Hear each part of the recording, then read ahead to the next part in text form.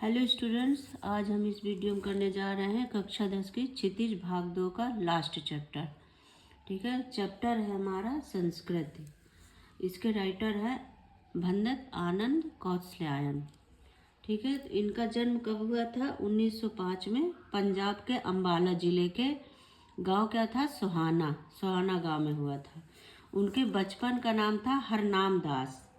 ठीक है, उन्होंने लाहौर के नेशनल कॉलेज से बीए किया और अनन्य हिंदी सेवी कौशल्यायन जी बौद्ध भिक्षु थे और उन्होंने देश विदेश की काफ़ी यात्राएं भी की तथा बौद्ध धर्म के प्रचार प्रसार के लिए अपना सारा जीवन समर्पित कर दिया था इन्होंने। वे गांधी जी के साथ भी लंबे समय तक रहे। ठीक है, और इनका निधन 1988 में 1988 में हो गया था। तो इस लेसन में लेखक क्या कहना चाहते हैं? संस्कृति में उन्होंने हमें सभ्यता और संस्कृति के बारे में बताया है, इनके दोनों के अंतर के बारे में बताया है। ठीक है, क्या कहते हैं कि सभ्यता और संस्कृति से जुड़े अनेक जटिल प्रश्नों से टकराने की प्रेरणा देता है संस्कृति हमें। इस निबंध में भंदत आनंद कौशल्यायन जी ने अनेक उदाहरण देकर यह बताने का प्रयास किया है कि सभ्यता और संस्कृत किसे कहते हैं और दोनों एक ही हैं अथवा अलग अलग हैं। वे सभ्यता को संस्कृत का परिणाम मानते हुए कहते हैं कि मानव संस्कृति अविभाज्य वस्तु है। ठीक है, क्या? मानव संस्कृति विभाजित नहीं की जा सकती। ठीक है, उन्हें संस्कृत का बंटवारा करने वाले लोगों पर आश्चर्य होता है, उन्हें दुख होता है। उनकी दृष्टि में जो मनुष्य के लिए कल्याणकारी नहीं है वह न तो सभ्यता है और न संस्कृति है। तो इस लेसन में राइटर हमें बता रहे हैं कि संस्कृति में क्या अंतर है, संस्कृत और सभ्यता क्या है। ये तो जो शब्द सबसे कम समझ में आते हैं उनका उपयोग होता है सबसे अधिक। ठीक है, क्या कह रहे हैं कि ये दो शब्द ऐसे हैं जो सबसे ज़्यादा यूज में आते हैं, लेकिन क्या है कि इनका हमें मतलब आधे से ज़्यादा लोगों को इन लोगों को इसका अर्थ समझ में नहीं आता होगा कि संस्कृत और सभ्यता दोनों एक ही है कि अलग अलग है। तो ऐसे दो शब्द हैं सभ्यता और संस्कृति।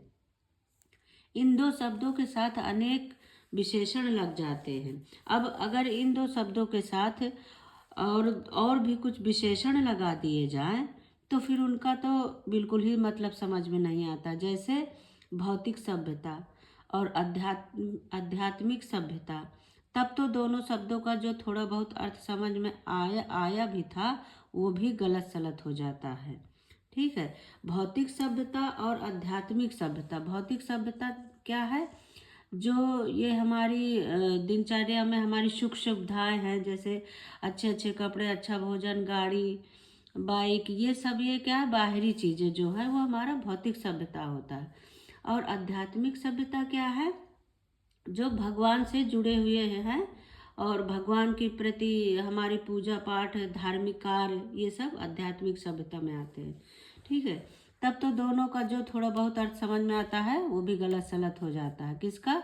संस्कृति और सभ्यता का। क्या यह एक ही चीज़ है अथवा दो वस्तुएं हैं? यदि हाँ तो दोनों में क्या अंतर है? हम इसे अपने तरीके से समझने की कोशिश करेंगे। ठीक है, क्या कह रहे हैं इसमें कि सभ्यता और संस्कृत क्या एक ही चीज है या अलग अलग? ठीक है, तो कभी कभी दोनों को एक ही समझ लिया जाता है तो कभी अलग। आखिर वे दोनों एक है अथवा अलग? लेखक अपने ढंग से इसमें समझाने का प्रयास कर रहा है। ठीक है, तो क्या कह रहा है? सर्वप्रथम उन्होंने आग के आविष्कारकर्ता के बारे में बताया है। ठीक है, कि आग का आविष्कार कैसे हुआ। आग के आविष्कर्ता की बात कहकर व्यक्ति विशेष की योग्यता, मतलब व्यक्ति विशेष की योग्यता बता रहे हैं, और प्रवृत्ति और उसकी प्रेरणा को व्यक्ति विशेष की संस्कृत कहता है। कभी इसमें राइटर कह रहे हैं कि देखो, जैसे आग का आविष्कार किया तो ये उसके अंदर की प्रेरणा थी। ठीक है, और जो ये प्रेरणा थी वही संस्कृति है जिसके बल पर आविष्कार किया गया। इसी वही संस्कृति होती है। इसी प्रकार अभी आगे मैं आप लोगों को सभ्यता का मतलब भी बताऊंगी बड़े अच्छे से। संस्कृति और सभ्यता, आज इस लेसन को पढ़ने के बाद आप लोगों को समझ में आ जाएगा कि संस्कृति और सभ्यता में क्या अंतर है, और आप लोग कभी नहीं भूलोगे। इसी प्रकार से वह सुई धागे में भी उदाहरण देते हैं। ठीक है, क्या कर रहे हैं, सभ्यता और संस्कृत के अंतर को समझाते हुए सुई धागे और आग के आविष्कार से जुड़ी प्रारंभिक प्रयत्नशीलता और बाद में हुई उन्नति के उदाहरण देते हैं। क्या कह रहे हैं कि पहले जो आविष्कार, जैसे किसी को आविष्कार करने की जरूरत पड़ी, क्या किस लिए जरूरत पड़ी होगी कि भोजन पका के खाना है, ठीक है, ये सब उसे जरूरत लगी तो उसे प्रेरणा मिली, तब उन्होंने आग का आविष्कार किया। इसी तरह सुई धागे में उन्हें कपड़ा सिलने की आवश्यकता पड़ी, कपड़े को जोड़ने की, ठीक है, तो उन्हें ज़रूरत हुई तो अंदर से प्रेरणा आई। फिर उन्होंने सोचा तो क्या किया कि एक लोहे के टुकड़े को घिस कर छेद बना दिया उसे, फिर उसमें धागा पिरोया, आगे आगे उसको घिस दिया और पीछे से उसमें छेद कर दिया, फिर उसमें धागा पिरोकर दो अलग अलग टुकड़ों को, कपड़ा के टुकड़ों को सिलकर जोड़ने की सोच ही संस्कृति है। ठीक है, जब देखो उन्होंने, अब यहाँ समझो संस्कृत और सभ्यता का, जब उन्होंने उन्हें कपड़े सिलने की या कपड़े पहनने की ठंडक से जिस चीज़ से भी ज़रूरत हुई कि कपड़ा पहना जाए, तब उन्हें ये लगा कि अब इसे जोड़ा कैसे जाए, अपने अनुसार बनाया कैसे जाए, तब उन्होंने सुई का आविष्कार किया। एक लोहे का टुकड़ा लिया, उसे घिसा, पीछे से छेद किया, उसमें धागा डाला और सिला। तो जब जिसने भी इस चीज़ का आविष्कार किया वो तो हो गई संस्कृत। अब आगे आगे इसी चीज़ को और विस्तार हुआ, ठीक है, तो वो उन्होंने अपने ढंग से उसको अपने सुविधा अनुसार और चीज़ें भी बनाने की कोशिश की। तब तो सिर्फ एक लोहे की छड़ में, टुकड़े में ही डाला गया, फिर अपने मानव ने अपने अनुसार उसका आविष्कार और मतलब उसमें उन्नति और की, तो ये हो जाता है सभ्यता। संस्कृत तो हुई जो जिसने आविष्कार किया, जी उतना कर दिया उसने, उसके अनुसार काम चलने लगा। अब उसमें और भी जो उन्नति हुई, ठीक है, प्रोग्रेस हुई है, वो हो जाती है हमारी सभ्यता। इसी तरह आग का है। इन खोजों को आधार बनाकर आगे जो इन क्षेत्रों में विकास हुआ वह सभ्यता कहलाता है। एक सुसंस्कृत व्यक्ति की पहचान उसकी योग्यता, प्रवृत्ति और प्रेरणा के रूप से होती है। अपनी बुद्धि अथवा विवेक के आधार पर नए निश्चित तथ्य को खोज आगामी पीढ़ी को सौंपने वाला संस्कृत होता है।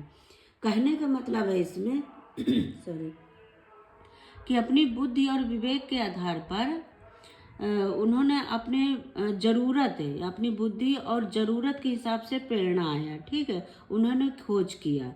अब वो आगे की पीढ़ी, जैसे हम लोग हैं, हम लोगों ने पाया, और इसके अब हमारे अलावा जो आगे पीढ़ी आएगी वो और परिवर्तन करेगी, तो ये संस्कृत हो जाता है। ठीक है, जो हमें मिला वो क्या है, वो संस्कृति है, और जो आगे उन्होंने उसका आविष्कार किया तो उसको हम क्या बोलेंगे, सभ्यता। ठीक है, जबकि उसी तथ्य को आधार बनाकर आगे बढ़ने वाला सभ्यता का विकास कहलाता है। इसी तरह उन्होंने आगे न्यूटन का बताया, उदाहरण दिया कि न्यूटन अपने गुरुत्वाकर्षण के सिद्धांत के आगे कुछ ना कर सका, ठीक है, परंतु फिर भी संस्कृत कहलाया।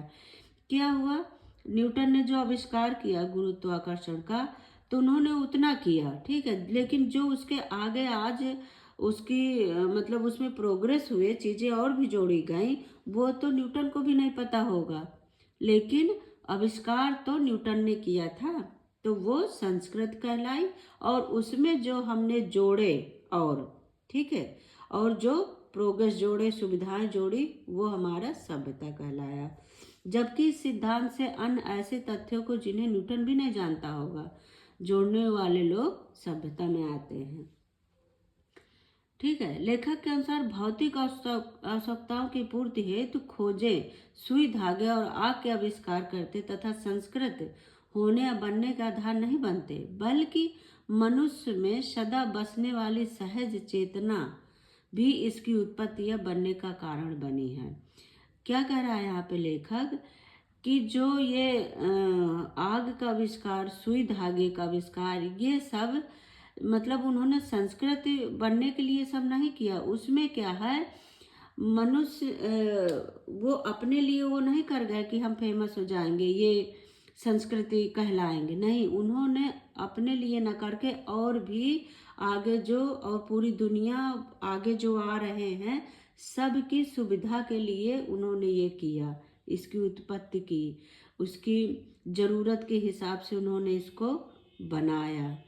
ठीक है, इस सहज चेतना का प्रेरक हमें अपने मनीषियों से भी मिला। जैसे इस चेतना का जो हमारे पुराने पूर्वज हैं उनसे हमें आज जो हम ये कर रहे हैं तो ये उन्हीं का आविष्कार है जो इसको हम आगे बढ़ा रहे हैं। ठीक है, आगे क्या कह रहा है लेखक कि मुंह के कौर का दूसरे के मुंह में डाला जाना और रोगी बच्चे को रात रात भर गोदी में लेकर माता का बैठे रहना इसी चेतना से प्रेरित होता है।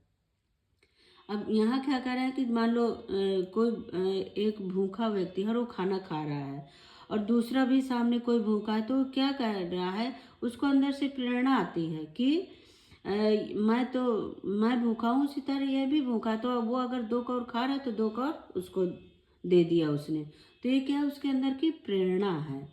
ठीक है, इसी तरह रोगी बच्चे को, मान लो बच्चा बीमार है, रो रहा है, तो उसकी माँ क्या करती है, रात भर गोदी में लिए बैठी रहती है कि कम से कम इसको थोड़ा ये सो लेगा और इसको आराम मिलेगा, उस तरह से जल्दी ठीक हो जाएगा। तो ये उसके अंदर से प्रेरणा आती है। ठीक है, इसी चेतना से ये प्रेरित होता है।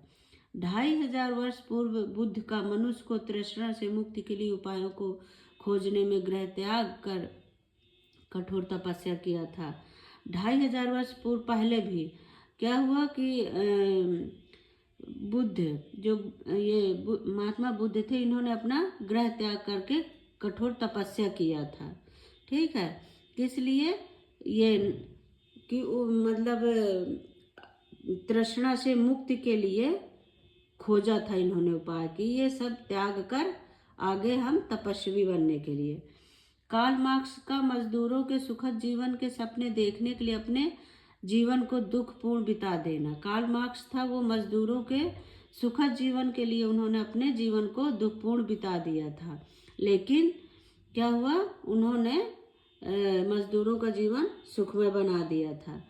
और लेनिन का भी मुश्किल से मिले डबल रोटी के टुकड़ों को, जो सूखी डबल रोटी थी, वो दूसरों को खिला देना, ये सब चेतना से प्रेरित होते हैं। ठीक है, ये संस्कृत बनने का उदाहरण नहीं है कि वो संस्कृत बनने के लिए कर रहे हो, ये अंदर की उनकी प्रेरणा है। लेखक के अनुसार खाने पीने, पहनने ओढ़ने के तरीके, आवागमन के साधन, यह यहाँ तक कि परस्पर मर मिटने के तरीके भी संस्कृत का ही परिणाम के उदाहरण है। ठीक है, मानव हित में काम न करने वाली संस्कृत असंस्कृति है। जो मानव के हित में है, जो मानव के हित में काम किया जाता है वो तो संस्कृति है, और जो मानव के हित में नहीं है वो असंस्कृत कहलाती है। इसे संस्कृत नहीं कहा जा सकता है। इसके उदाहरण हमारे परस्पर मर मिटने के, कटने के तरीके, आत्मविनाश के बढ़ते साधन हैं। यह निश्चित ही असभ्यता को जन्म देती है। ठीक है, मानव हित में निरंतर परिवर्तनशीलता का ही नाम संस्कृति है।